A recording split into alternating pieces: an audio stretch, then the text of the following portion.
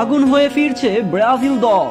আর নয় ব্যর্থর গান, এবার জয়ের স্লোগান দিয়ে মাঠে নামবে সেলেসাওরা। বিশ্বকাপের পর এবার 2024 সালের কোপা আমেরিকায় টানা ব্যর্থ হয়েছে ব্রাজিল দল, যেখানে কোয়ার্টার ফাইনালে উরুগুয়ের কাছে হেরে এবার বিদায় নিয়েছে ব্রাজিল দল। যেখানে ব্রাজিল দলে খেলতে পারেনি বড় বড় তারকারা, মূলত ইনজুরির কারণেই এবারের কোপা আমেরিকায় দেখা যায়নি ব্রাজিলিয়ান সুপারস্টারদের। ইনজুরির কারণে সম্পূর্ণ নতুন দলকে নিয়ে মাঠে নেমে ছিল ব্রাজিল দল। ব্রাজিলের সেরা সেরা খেলোয়াড়রা যেখানে ইনজুরির কারণে মাঠে বসে খেলা দেখেছেন দর্শক হয়ে।